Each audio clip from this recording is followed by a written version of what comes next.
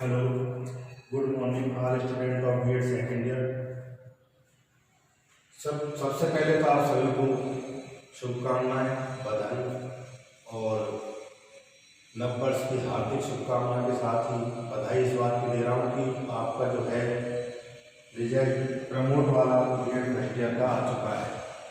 आप सभी प्रमोट कर दिए गए हैं।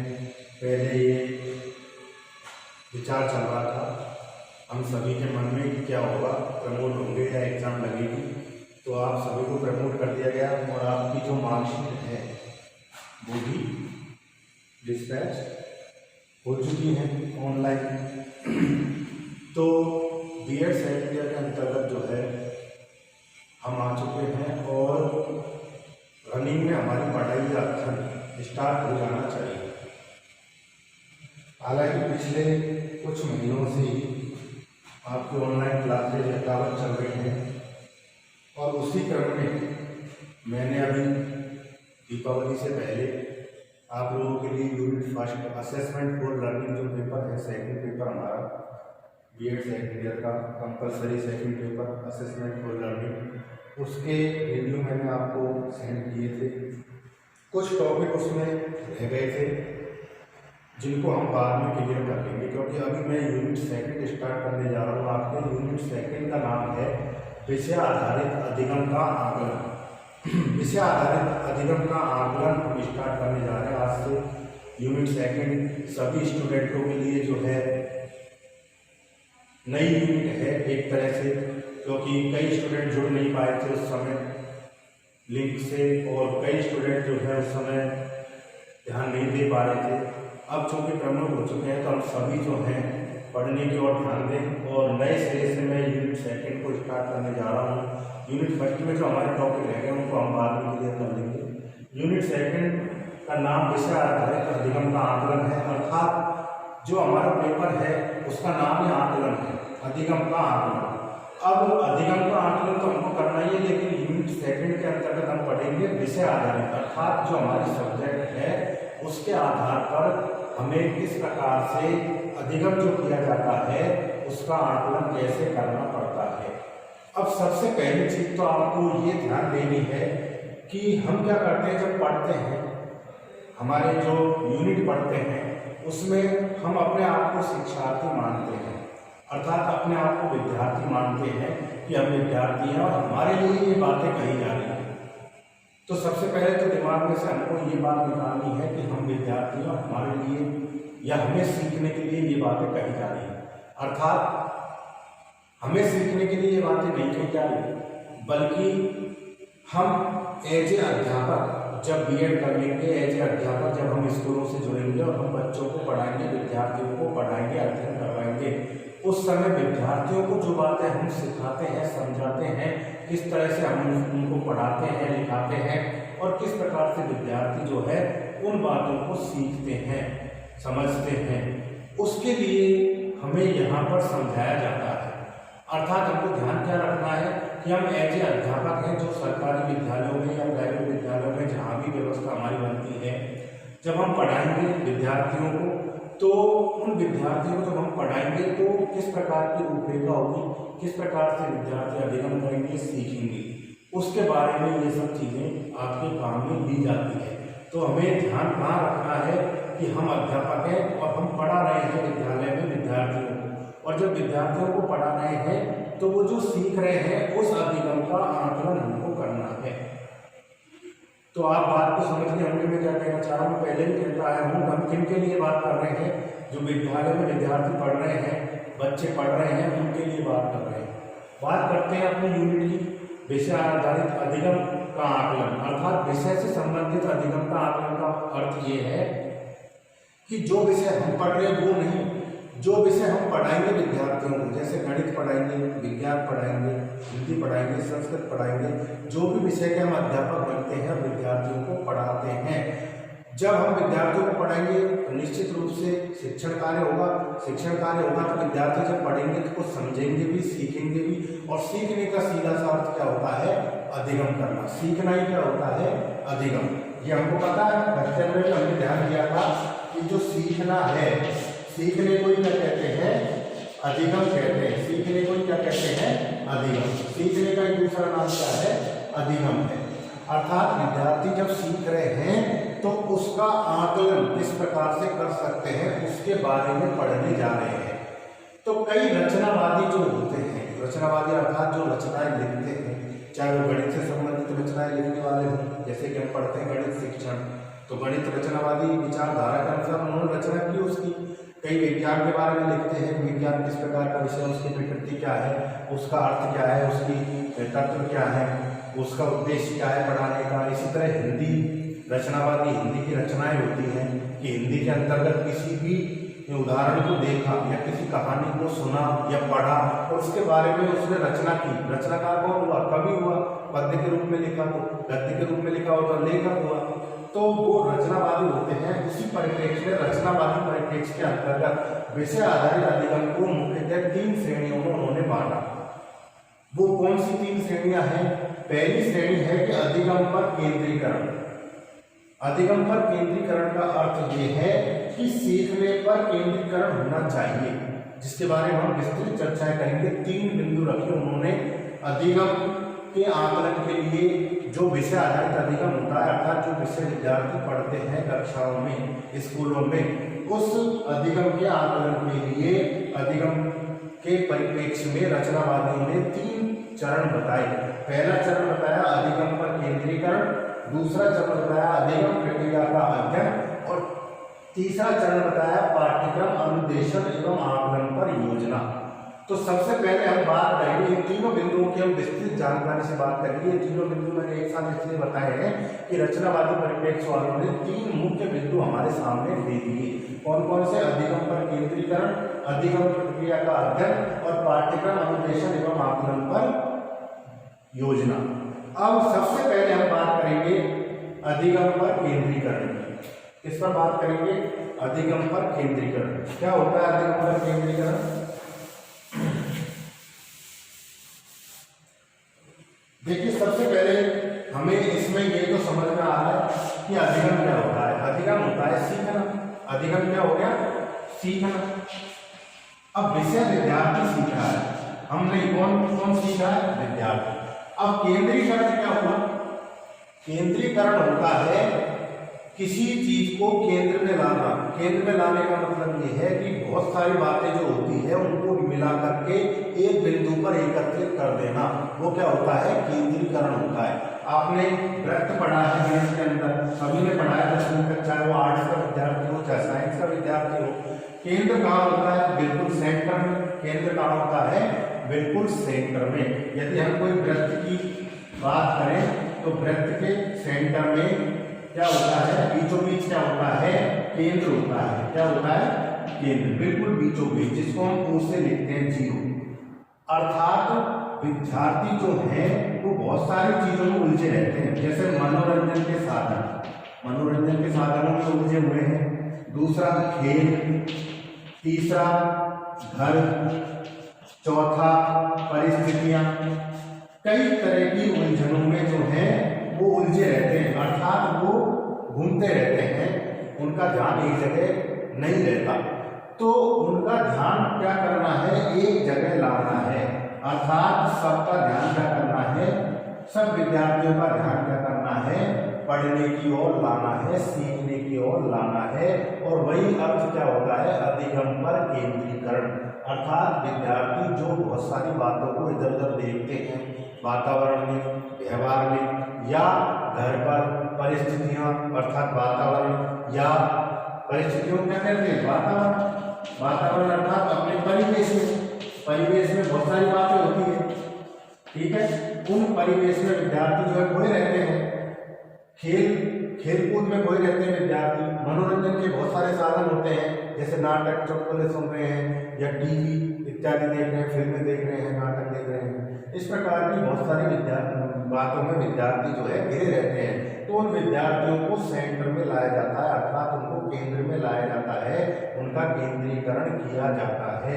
और ये केंद्रीकरण ही क्या कहलाता है? अधिगम पर केंद्रीकरण। अधिगम पर केंद्रीकरण का अब अर्थ समझते हैं हम। यहाँ तो हमने सीखा केवल जो है इसकी परिभाषा कि केंद्रीकरण होता क्या है, अर्थात इन दोनों का मूल अर्थ क्या है।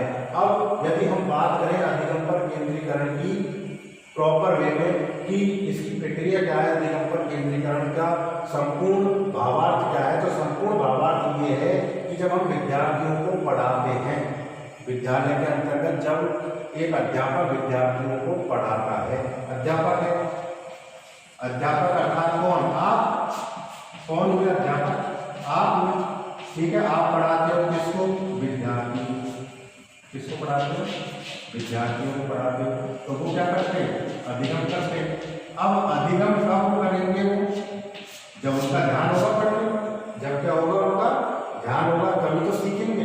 अगर ध्यान नहीं दिया विद्यार्थी ने तो आप जो अध्यापक हैं वो पढ़ा रहे विद्यार्थियों को, वो अधिगम नहीं कर पाएंगे अगर उन्होंने ध्यान नहीं दिया तो अर्थात उनका ध्यान देने के लिए क्या करना पड़ता है, अधिगम पर केंद्रीकरण करना पड़ता है। अधिगम पर केंद्रीकरण का अर्थ यही है कि विद्यार्थियों का ध्यान जो इधर उधर लगा हुआ है, अर्थात विद्यार्थी जो इधर उधर भटक रहे हैं, उन सबको आकर्षित किया जाए, उन सबको पढ़ने के प्रति क्या किया जाए, उत्सुक किया जाए, जिज्ञासु किया जाए कि जो हम पढ़ा रहे हैं उस पर ध्यान दो, तो वो क्या कहलाएगा, अधिगम पर केंद्रीकरण। अब अधिगम पर केंद्रीकरण करने के लिए बहुत सारी चीजें करनी पड़ती है। ऐसा थोड़ी विद्यार्थी जो है हमने कह दिया भाई पढ़ो तो उनका ध्यान वहीं आ जाएगा। हो सकता है विद्यार्थी जब अध्यापक कह रहा है विद्यार्थी से कि पढ़ना है, तुमको सीखना है, तुम्हें सिखा रहा हूं, तो विद्यार्थी उसको सीखना क्या डायरेक्ट स्टार्ट कर देगा, नहीं। बहुत से विद्यार्थी बैठे रहते क्लास में, हम भी जब विद्यार्थी थे तो हम भी बैठे रहते थे क्लास में, कई बार हम नहीं सीख पाते थे, क्यों, क्योंकि हम क्लास में बैठे रहते थे लेकिन हमारा ध्यान पढ़ने की ओर नहीं होता था। या तो हम क्या कर रहे होते थे, बगल में बातचीत कर रहे होते थे, या हम क्या कर रहे होते थे, शैतानी कर रहे होते थे, या हम डर रहे होते थे, या हम कोई ना कोई ऐसी चीज सोच रहे होते थे कि अब हम क्या करेंगे, रेस्ट में क्या करेंगे, या स्कूल की छुट्टी कब होगी, या आने वाले त्योहार है, मान लो कोई होली का बगल में त्योहार आ रहा है 4 दिन बाद और हम पढ़ रहे हैं, क्लास में पढ़ा रहे हैं, टीचर गणित पढ़ा रहे हैं, विज्ञान पढ़ा रहे हैं, कुछ भी पढ़ा रहे हैं, और उस समय हम क्या सोच रहे हैं, अब होली आने वाली है, कितने दिनों में छुट्टी आएगी, 3 दिन की आएगी या 4 दिन की आएगी, अब तो मजे करेंगे, वहां जाएंगे, ठीक है। इस प्रकार की बातें हम सोच रहे होते हैं। तो ऐसा नहीं है कि अध्यापक ने कह दिया पढ़ो सीखो तो हम सीख गए, नहीं। विद्यार्थी ऐसा नहीं होता है कि वो ऐसा कहने से ही सीखने लग जाए या पढ़ने लग जाए। क्या करना पड़ता है, अध्यापक को बहुत सारी एक्टिविटीज या गतिविधियां या क्रियाविधियां करनी पड़ती है जिनसे क्या हो, विद्यार्थी का ध्यान आकर्षित हो पढ़ने की ओर, और जब ध्यान आकर्षित होगा तब ही विद्यार्थी क्या करेगा, अधिगम करेगा, और जब अधिगम कर लेगा तो ही हम उसका आकलन कर पाएंगे। यदि अधिगम उसने किया ही नहीं, सीखा ही नहीं, तो फिर हम आकलन भी नहीं कर पाएंगे। आकलन का अर्थ केवल ये नहीं है कि हमने टेस्ट दिया और रैंक बना दिया, अभी इसके इतने नंबर आए, इसके इतने नंबर आए, ये पास हुआ, ये फेल हुआ, इसके कम नंबर आए, इसके ज्यादा है, ये प्रथम श्रेणी से हुआ, ये द्वितीय श्रेणी से, यही केवल एक अर्थ नहीं है। हम अधिगम का जो आकलन है उसका अर्थ ये है संपूर्ण रूप से कि हम विद्यार्थियों को जो सिखाना चाह रहे हैं वो विद्यार्थी सीखा या नहीं, और कितना सीखा। हमको पूरा 100% सिखाना है उसको, ऐसा नहीं जोड़ के विद्यार्थियों को थोड़ा बहुत जोड़ तो आ गया, मान लो 4 डिजिट का जोड़ दिया, जैसे 4 3 2 7 1 5 3 8, अब उसने दो डिजिट तो सही कर दी इनका जोड़ तो, और इनका जोड़ तो उसने सही कर दिया, और इनका क्या कर दिया उसने गलत कर दिया। तो कहने का अर्थ ये है कि हम जो सिखाना चाह रहे हैं उसमें ऐसा नहीं होना चाहिए कि हाँ ये इतना तो सीख गया तो 50% नंबर दे दो इसको, 2 डिजिट से इसने सही जोड़ी है, या गलत में भी सही नंबर दे के पास कर दिया, नहीं।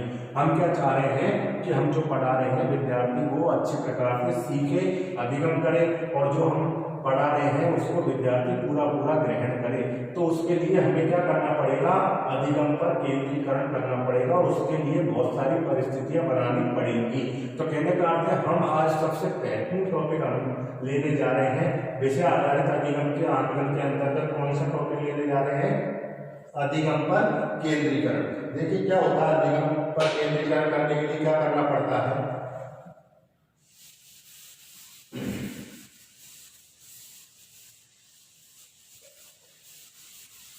अधिगम पर केंद्रीकरण करने के लिए सबसे पहला जो काम है वो होगा हमारा सकारात्मक दृष्टिकोण, अर्थात सकारात्मक दृष्टिकोण। सबसे पहला कार्य क्या करना पड़ेगा हमको, एक अध्यापक को अधिगम पर केंद्रीकरण कराने के लिए, अर्थात विद्यार्थी सीखने लग जाए, सेंटर में आ जाए, बिल्कुल सीखने के लिए तत्पर हो जाए, प्रभावी रूप से सीखने लग जाए, उसके लिए सबसे पहला काम क्या करना होगा, हमको सकारात्मक दृष्टिकोण अपनाना होगा। अर्थात सकारात्मक दृष्टिकोण का अर्थ क्या है कि विद्यार्थियों को हमें ये बताना है कि जो हम पढ़ाने जा रहे हैं उसको सीखना आपके लिए बहुत जरूरी है। और बहुत जरूरी क्यों है, आप पढ़ रहे हो तो उसके प्रति अपना दृष्टिकोण कैसा बनाओ, सकारात्मक, अर्थात सीखोगे तो आपके काम आएगा, आपके वो काम आएगा और आपको सीखना जरूरी है। केवल इसलिए नहीं कि आप पास हो जाओगे। हाँ, छोटे बच्चे हैं तब उनको इस तरह से डरा दिया जाता है कई बार कि नहीं सीखोगे तो फेल हो जाओगे, तो वो भी उसी में आता है कि हम दृष्टिकोण विकसित कर रहे हैं कि वो पढ़ना सीखे, लेकिन वो एक गौण तरीका होता है। मुख्य जो तरीका है, मुख्य तरीके के अंतर्गत हम क्या करते हैं, सकारात्मक दृष्टिकोण के लिए विद्यार्थियों को ऐसे ऐसे सुझाव देते हैं ताकि उनको ये लगे कि हाँ भाई हमको ये बातें सीखनी चाहिए। जैसे कि हम अन्य विद्यार्थियों को उदाहरण दे दें कि यहाँ बैठे विद्यार्थी, प्रत्येक विद्यार्थी थे वो कितने अच्छे तरीके से सीख रहा है, तुम्हारा ध्यान ही नहीं है, कोई बातचीत कर रहा है तो उसको कहते भाई क्या बात है, तुम्हारी कोई समस्या है या प्रॉब्लम है, तो वो बताइए नहीं है, तो आप जो है जो हम सिखाना चाह रहे हैं उसको सीखिए, उनका दृष्टिकोण विकसित कीजिए कि आप सीखोगे तो आपको जो है इससे बहुत अधिक लाभ पहुंचेगा। आप सीख करके और पढ़ना सीखोगे। जैसे कोई किताब पढ़ना नहीं जानता तो उसको बताया कि भाई तुम पढ़ना नहीं आता किताब, मैं सिखाता हूँ, देखो सीखो, और मैं जैसे बताता जा रहा हूँ वैसे करो, तो जब वह करेगा तो उस किताब को पढ़ना सीखेगा, तो उसका दृष्टिकोण विकसित होगा कि हाँ गुरुजी ने जो कहा था वो किया, जैसे कि मैंने जैसे जैसे किया, गुरुजी ने बताया, मैंने जैसे जैसे किया तो मैं किताब पढ़ना सीख गया।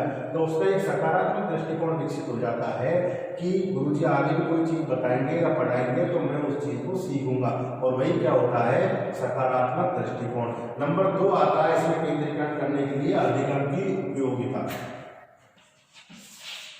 अधिगम की उपयोगिता, अधिगम की उपयोगिता। अब उपयोगिता का आप अर्थ भली भांति जानते हो। कोई चीज यदि हमारे उपयोग की है, काम की है, तो हम उस चीज को जरूर करते हैं। मान लीजिए किसी ने आपसे कह दिया कि सुबह सुबह एक्सरसाइज करो या सुबह सुबह दौड़ लगाओ, आपकी सेहत के लिए बहुत अच्छी रहेगी, तो आप निश्चित रूप से सुबह सुबह जल्दी उठ करके और दौड़ लगाओगे। तो इसी तरह विद्यार्थियों को ये बताना है, एक अध्यापक को, कि जो अधिगम है अर्थात सीखना है वह उपयोगी है। उपयोगी कैसे है? सबसे पहला उपयोग तो उसका यही है कि आपको जब भी कोई प्रश्न पूछा जाएगा जो सिखाया गया उससे संबंधित, तो आप उसका उत्तर आसानी से, सरलता से दे पाओगे। तो आपके लिए अधिगम की क्या हो गई, वो उपयोगिता हो गई, अर्थात वो अधिगम जो आप सीख रहे हो वो आपके काम आ गया। या आप उनको ये समझाओगे कि जब कोई उस चीज के बारे में कहीं भी कोई पूछेगा तो आप उसका तुरंत जवाब दे दोगे, तो आपको सराहना मिलेगी। अर्थात आपको ये रहेगा, मान लीजिए घर पे किसी ने पूछा, आपके चाचा या ताऊ या कोई भी जो व्यक्ति है उसने पूछा आपसे, या कोई अन्य आ गया आपके घर पे मेहमान, उसने पूछा कोई भी सवाल प्रश्न किया और उस प्रश्न का उत्तर वहाँ बैठे सभी जो लोग हैं या सभी जो बच्चे हैं आपके हम उम्र हैं उनके सामने जब वो प्रश्न रखा गया तो सबसे पहले आपने उसका जवाब दे दिया, तो वो अधिगम आपके लिए उपयोगी हो गया। दूसरी चीज आपने ये देखा उसके उपयोग में कि मान लीजिए मैं जोड़ करना सीख रहा हूँ या गुणा करना सीख रहा हूँ, तो मैं दूध का हिसाब लगा सकता हूँ। जैसे मान लीजिए दूध ला रहे हैं या दूध बेच रहे हैं घर वाले, तो उन्होंने बताया कि भाई इतना दूध लेकर ये जाता है, तो बताओ कि ये 1 महीने में कितने रुपए देगा हमको। मान लीजिए पिताजी तो आपके पढ़े लिखे हैं, माता जी नहीं है, किसी विद्यार्थी की नहीं होती है। मैं आप लोगों की बात नहीं कर रहा हूँ, उनकी बात कर रहा हूँ जो विद्यार्थी होते हैं, पढ़ने आते हैं विद्यालयों में। मान लीजिए उनकी माता जी पढ़ी लिखी इतनी नहीं है, तो उसने जो है कहा, पिताजी ने कहा जो है वो आएगा दूध देने, तो आज हिसाब किताब देकर जाएगा, तो माता जी तो तुम्हारी पढ़ी लिखी इतनी नहीं है, तुम उस हिसाब किताब को जो है कर लेना, उससे पैसे ले लेना जो अपने बनते हैं। अब मान लीजिए तुमको गुरुजी ने जो जोड़ गुणा जो भी सिखाया है उस बच्चे को, तुम भी हो सकते हो, जब उस समय हम सोचे कि हम विद्यार्थी थे तो हमें वो जोड़ और गुणा जो सिखाया है उसके आधार पर हमने वो कैलकुलेशन करके बता दिया कि इतना हिसाब बनता है या इतना हिसाब रहता है। तो जब हमने उनको बताया तो वो हिसाब सही निकला हमारा, वो भी पैसे पूरे देख गया। शाम को पिताजी ने आकर देखा तो उन्होंने शाबाशी दी हमको, हाँ बिल्कुल सही हिसाब लगाया आपने। तो वो आपके लिए उपयोगी हो गया कि कभी मुझे जरूरत पड़ी तो मैं वो जोड़ और गुणा का जो है काम में ले लूंगा हिसाब किताब लगाने के लिए। तो वही क्या हुई, अधिगम की उपयोगिता हुई। और ऐसी उपयोगिताओं के लिए ही जब आपको सराहना मिलती है तो उन उपयोगिताओं के आधार पर आप अपना वर्क करना शुरू कर देते हैं। अर्थात जो विद्यार्थी है उसको हमने बताया कि आपको कहीं न कहीं जो चीज़ सिखाई जा रही है वो काम आएगी। जैसे किताब पढ़ना सिखाया तो काम आएगी, आप कहीं का अखबार देखोगे या कोई किताब देखोगे तो आप उसको तुरंत पढ़ दोगे। या जैसे कोई अखबार आया तो घर पर किसी ने कहा, पिताजी ने चलते चलते कहा कि ये अखबार में आज क्या सूचना आई है, ऊपर ऊपर पढ़ना इसको, आज यहाँ आप रोड के बारे में या किसी आप जिस शहर में या गाँव में रहते हो उसके बारे में कोई सूचना आई। अब आपको पढ़ना आता है तो तुरंत पढ़ दोगे, और नहीं तो आप अटक अटक के पढ़ोगे तो वहीं पर आपके दो चपत लगाई जाएंगी कि आप अटक अटक करके और पढ़ रहे हो, उसको पढ़ना भी नहीं आता ठीक से। तो कहने का मतलब आपके लिए वो उपयोगी नहीं हुआ। तो सीखेंगे यदि हम पढ़ना तो वो हमारे लिए उपयोगी होगा। तो कहने का मतलब अधिगम की जो उपयोगिता यदि विद्यार्थी को बताई जाए कि हम जो सीख रहे हैं, जैसे मान लीजिए अंग्रेजी की ABCD सिखा रहा है गुरु जी कक्षा में और बच्चों को बता रहा है कि ये आपके लिए उपयोगी है। जब आप ABCD सीखोगे छोटे के बाद बड़ी, फिर उसको लिखना सीखोगे, फिर जोड़कर लिखना सीखोगे, तो आप स्पेलिंग बनाना सीखोगे इनसे। तो आपके लिए ABCD सीखना बहुत जरूरी है। उसके बाद जब आप स्पेलिंग सीख जाओगे तो वह स्पेलिंग की उपयोगिता बताएगा कि आप जब शब्द बनाना सीख गए उस स्पेलिंग से शब्द बन गया पूरा, और शब्द बन करके आप उनको जोड़ करके वाक्य बनाओगे तो आप धीरे धीरे इंग्लिश को पढ़ना और लिखना सीख जाओगे। तो वो एक उपयोगिता हुई उसकी। तो वो उपयोगिता बताने से क्या हुआ, वह अधिगम पर ध्यान देगा और हमको ध्यान ही दिलवाना है। अर्थात अधिगम पर क्या करवाना है, केंद्रीकरण करवाना है। तो अधिगम पर केंद्रीकरण के बहुत सारे और भी बिंदु हैं जिनको हम सीखेंगे और पढ़ेंगे, समझेंगे। आप लोग ध्यान दीजिए, कमेंट्स कीजिए कोई चीज़ आपको अच्छी लगी तो। यदि किसी चीज़ में आपको दिक्कत है, समस्या है, महसूस हुई, तो आप उसमें कमेंट्स करके और बता सकते हैं कि ये चीज़ समझ नहीं आई, यही चीज़ अच्छी तरह क्लियर नहीं हुई, तो हम उसको दोबारा करा देंगे। लेकिन आप लोग जो है पढ़ना स्टार्ट कर दीजिए। आप प्रमोट होकर सेकेंड ईयर में आ गए हैं और सेशन कितना रहे, कितने दिनों का रहे, आपकी इंटर्नशिप भी होती है सेकेंड ईयर में, आप सभी जानते हैं। तो आप सभी को जो है पढ़ना स्टार्ट करना है और पढ़ते रहेंगे। सेकेंड यूनिट में नए सिरे से शुरू इसलिए किए क्योंकि बीच में गैप लग गया था पढ़ाने में, यूनिट फर्स्ट में और सेकेंड में, तो इसलिए मैंने पहले सेकेंड यूनिट स्टार्ट कर दिया आपके, ताकि यहाँ से हम आगे कंटिन्यू करेंगे और फर्स्ट यूनिट में जो टॉपिक है हमको बाद में कर लेंगे, पहले इसको कंटिन्यू रखेंगे। तो ये आपके चलता रहेगा ताकि आपकी तारतम्यता टूटे नहीं। तो आगामी अंक के लिए धन्यवाद, थैंक यू।